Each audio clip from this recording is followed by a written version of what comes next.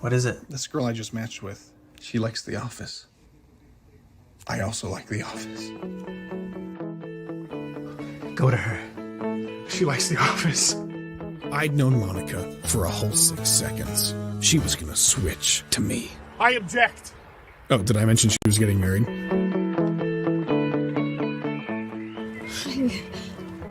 I'm Tanner.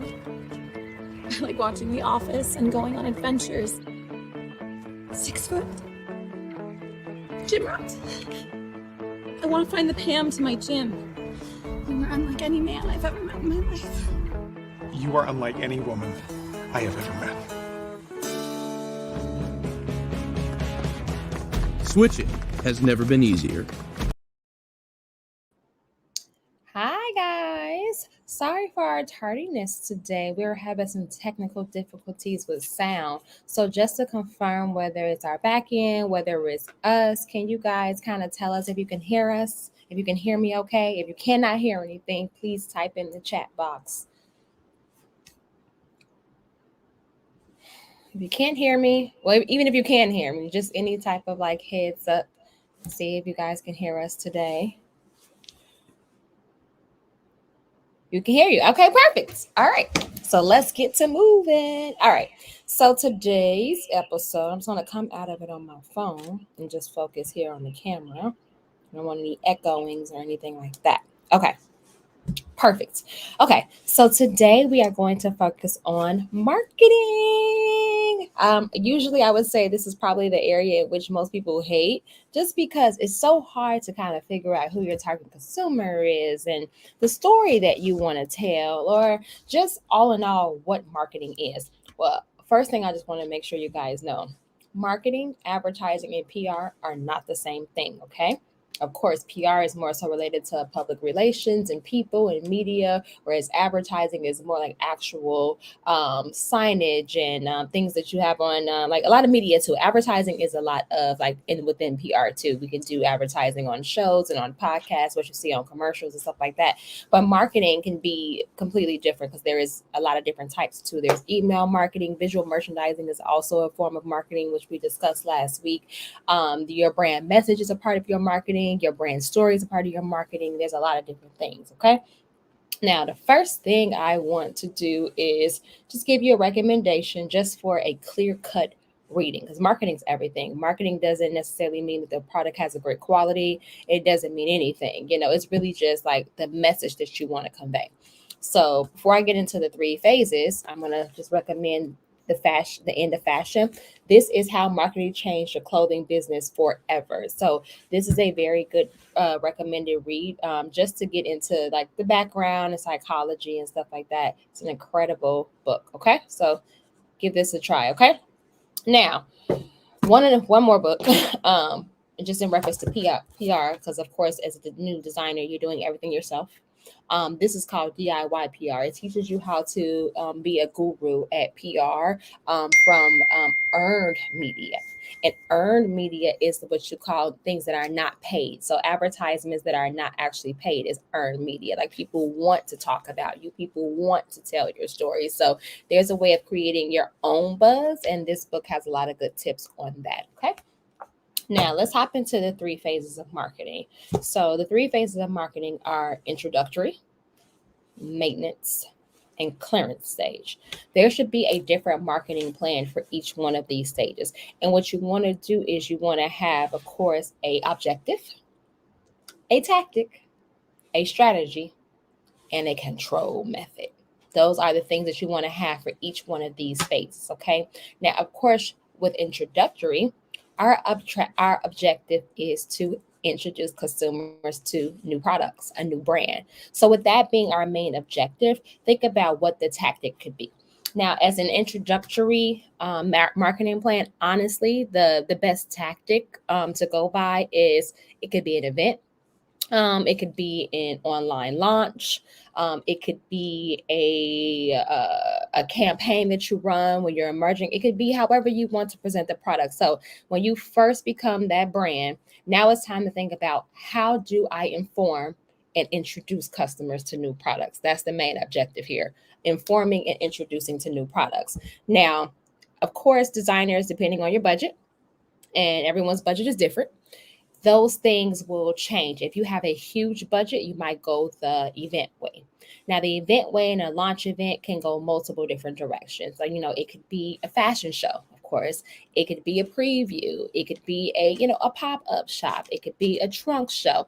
Now, events require a little bit more money, but there's a great thing behind that because people get to touch and feel your products and get a chance to really be hands-on. And then, of course, you're right there, and no one can sell your product the way you can sell your product. So I do recommend events just because it gets people out. Now, the only downside to it is that you really only are targeting people that live within your city or your state. So then you neglect the people that are online and the people that are in social. So can you host an event where there is a virtual component? That way you're introducing it on a broader spectrum.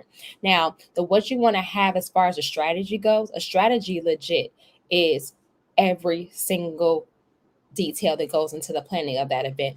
If you have an event, DJ, food, music, scents, live models, mannequins, a venue. So you're going to want to have a complete strategy on how you're going to get this done, the amount of team people that you need to get this done, and the budget that you have to have an event like that, invitations, email marketing, signage, all of those things are things to consider when you're thinking about having an event.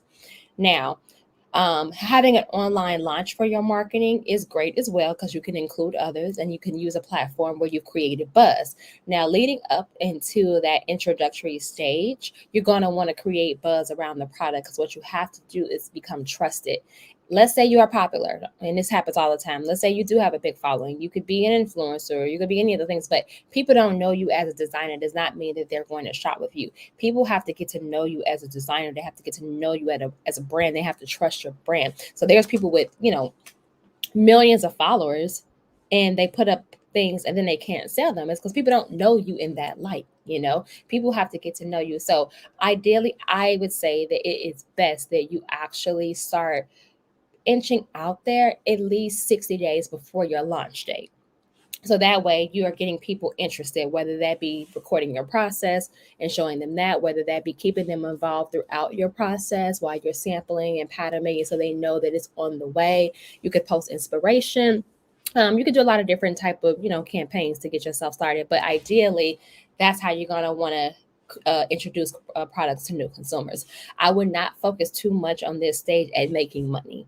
And that's the thing. People are a lot of times designers' mistake is, of course, they put a lot of money into that development and into production, but then they want to return their investment like this.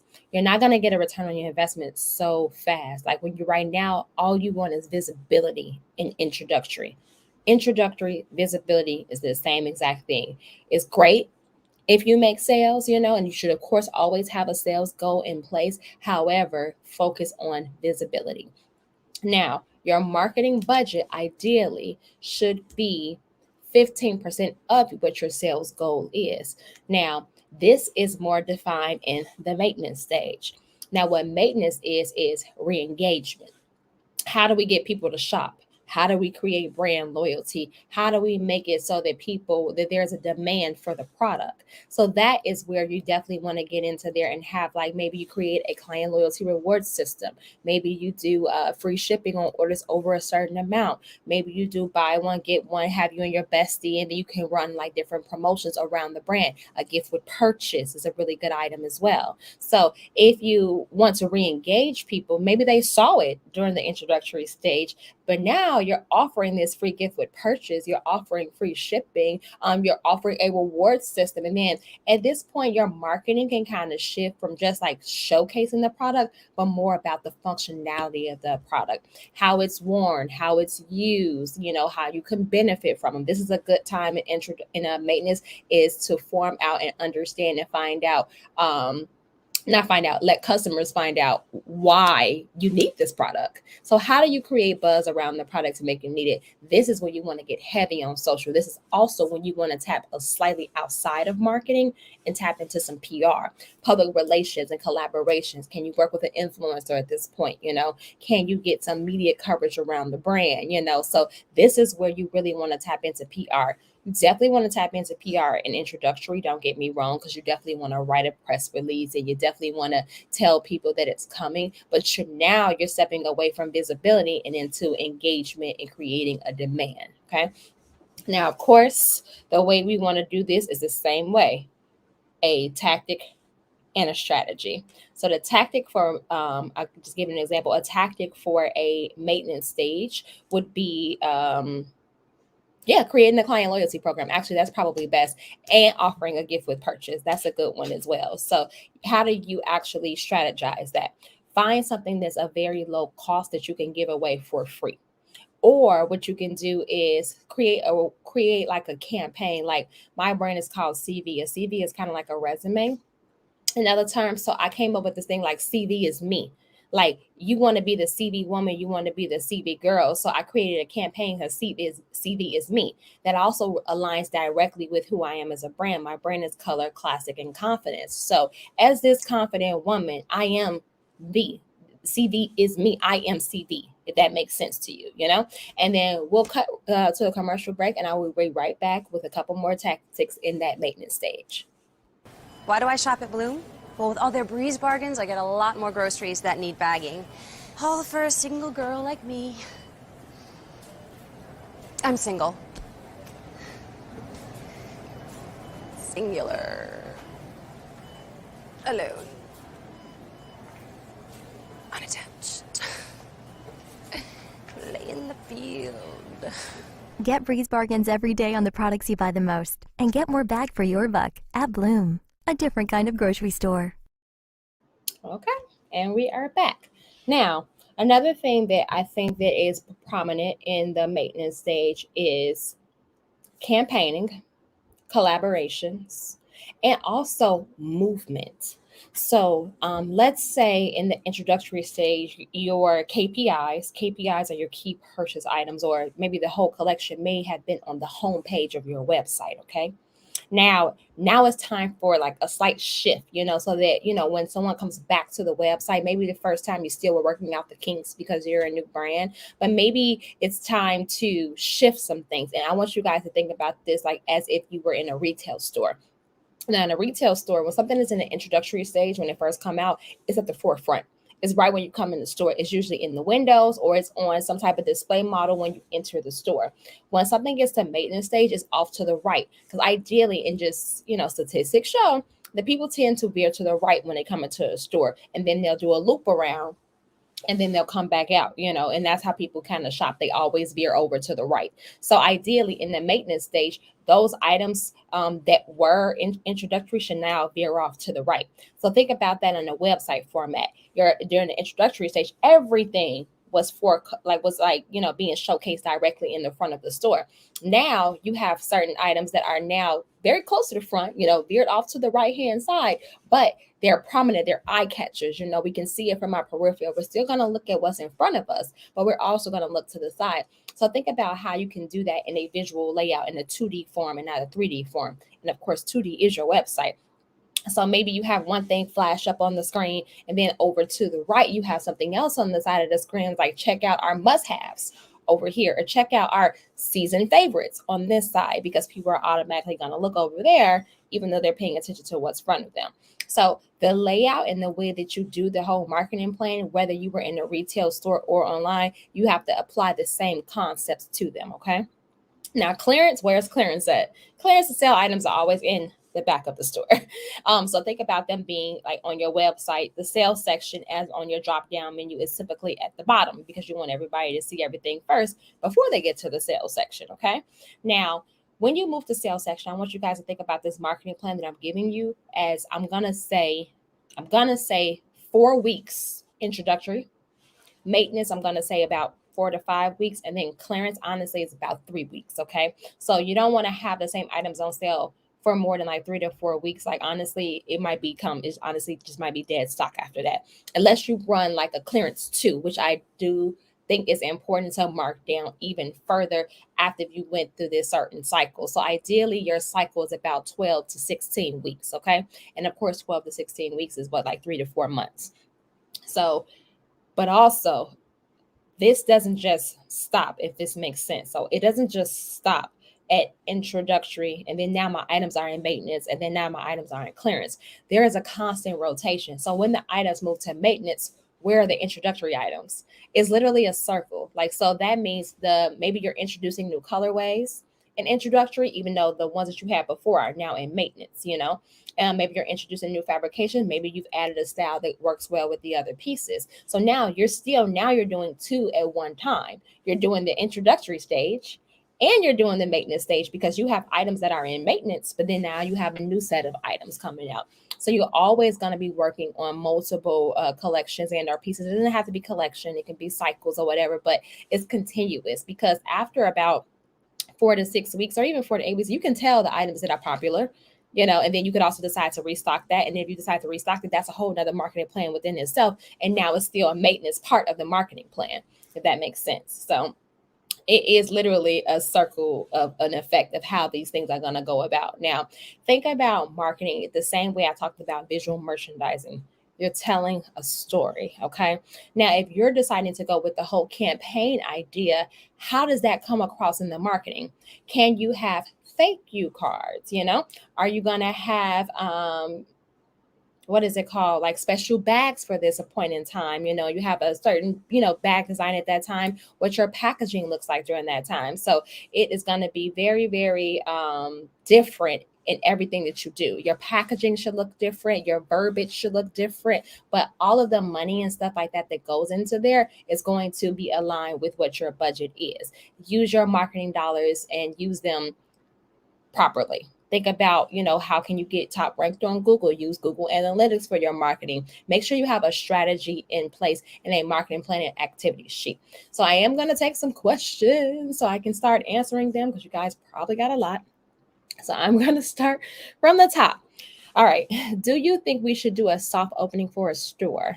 Maybe have just family and friends come to store pre-launch to work out kinks. I don't recommend that, because your family and your friends are not your only consumer market. So I think you should open up your soft launch to anyone who wants to be there. So limit it to friends and family. Friends and family are great. They're amazing. They'll be there to support you. But is your friends and family your consumer? For me, it's not. My price point is a little bit too high for my friends and family. A lot of my family will not buy my items, but they're also not my target consumer. So I would lay more on who the target consumer is and push those things out, and not necessarily friends and family, because they're going to just support you no matter what you do. And I don't think that it's going to give you accurate analytics. All right. Next, do you think we should do a soft opening for a store? Maybe. Oh, it's the same question.